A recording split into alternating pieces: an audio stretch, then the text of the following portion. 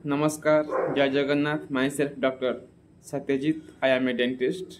Actually बहुत लोक मैंने क्लिनिक को आसुँच कि जे तांकर पार्टी रक्त बाहर एवं बहुत खराब स्मेल आसूची। यही समस्या देखा जाए पायरिया हेले।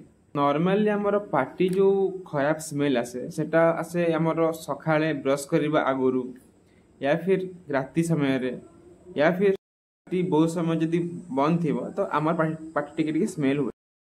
जदि आपणकर दिन राति एवं पूरा दिन भितर जदि आपणकर पार्टी बहुत स्मेल आसूची यार अर्थ कि आपण को पायरिया होती।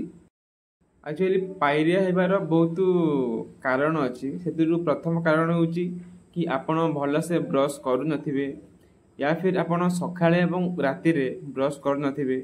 आपण जदि भल से ब्रश करू भी थिबे माने प्रॉपर वे रे आपण ब्रश कर नथिबे, आपण पानी जिते कम पीबे तो आपण पार्टी से स्मेल आसो। कहीं पानी आम पार्टी को हाइड्रेट रखे।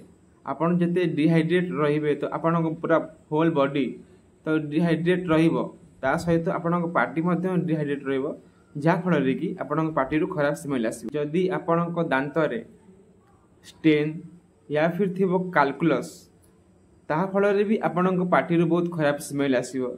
स्टेन अर्थ होची आपण जो पान गुटका आपण जहाँ भी किसी खाऊे तो ताहा द्वारा आपण दांत रे एक प्रकार लाल लाल सब बहल बसी जाइथिबो ताकू कहते आम स्टेन।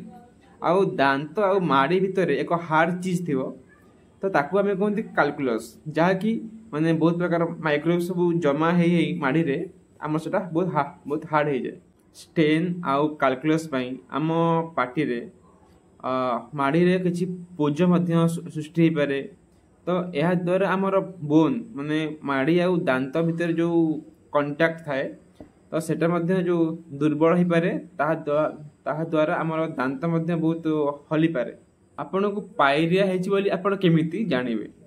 प्रथम होची कि आपण पार्टी सकाळू राति पर्यंत सब बेले बहुत खराब खराब सब स्मेल आसो, माने पचा अंडा भाया स्मेल आसो। आ माड़ी रे टिके जदि प्रेस करेंगे तो आपणकर रक्त बाहर। ब्रश कला समय तो आपणकर तो रक्त बाहर ही बाहर। आपण किसी एप्पल वगैरह जदि किसी खाइबे तो एप्पल देखिए कि आपन जो रक्त भी लगी तो से आपन जानवे कि आपन को होई बोली पायरिया। पायरिया एक बहुत बड़ किसी रोग नुहे। यह तो माली आम जदि ओराल हाइजीन मेंटेन न करिबा यह हमको होता है। यार ट्रिटमेंट होची प्रथमे आपण को दांत को भल से सफा रखंतु, स्केलिंग एवं रूट प्लानिंग कर दिंतु। रूट प्लानिंग रो अर्थ होची जे माड़ी आउ दांत भीतर जो गैप थाए ताकू मध्य भल से आपण सफा रखंतु। एवं आपण दिन रे 2 थर ब्रश करंतु, सकाळे एवं राति रे सोइबा आगुरु एवं रात्रि भोजन कर सारिबा परे। आउ आपण माने बहुत जोर रे माड़ी की ब्रश करंतु नाही, जा फल रे आपण माड़ी घसी हो एवं दांत मध्य घसी हो आपणकर ही क्षति हम। आपण खाद्य खाई सारिबा परे मुह को आपण भल भाव में धोइबा उचित। यह करने द्वारा आपण पार्टी मध्य किसी ना किसी खाद्य किसी जमा हम ना आपणकर किसी माउथ रो किसी डिफेक्ट बाहर। आपण माउथ वाश भी यूज करि परिबे। यह एक एंटीसेप्टिक टाइप रो आउ यह आपण पार्टी को कौन प्रकार माइक्रोब्स इन्फेक्शन रु या बचाई था। आपन को जब समय मिलिबो आपण दिन माने पूरा दिन सारा भितर आपण केबे भी गरम पानी रे किछि लूण पकेगी आपण थरे गार्गलिंग करि परिबे। यह आपण पार्टी को हेल्दी रखिबो।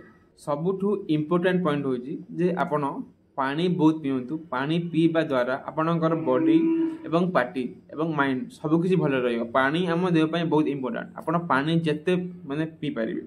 आउ हां पानी की आपण एका बेले गोटे गोटे बोतल पी के आपण सारिबे नै।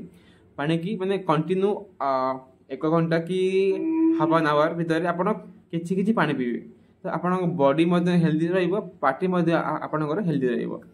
यह करबा द्वारा आपणकर कैरीज या फिर किछि भी डिफेक्ट माने बेसी किछि बाहरिबोनी। आपण प्रतिदिन एक एक जो गुजराती मध्य आपण चोबी पारिबे। यह करबा द्वारा आपणकर पार्टी खराब स्मेल न आसिकी भल स्मेल आसीबो। आउ आपणकर जो हैबिट अच्छी जे पान गुटका गुंडी वगैरह तो ये सब जो हैबिट मध्य आपणकर कमी जीवो, जा फल कि आपण को पार्टी हेल्दी रहिबो। आज थिला एतिकी, फेर देखा नेक्स्ट टॉपिक रे। और नेक्स्ट टॉपिक रो ना होची ब्रशिंग टेक्निक। जदि वीडियोटी आपण मानक भल लागिला तो आपण लाइक शेयर कमेंट करि परिबे and subscribe my channel. Jagannath, thank you.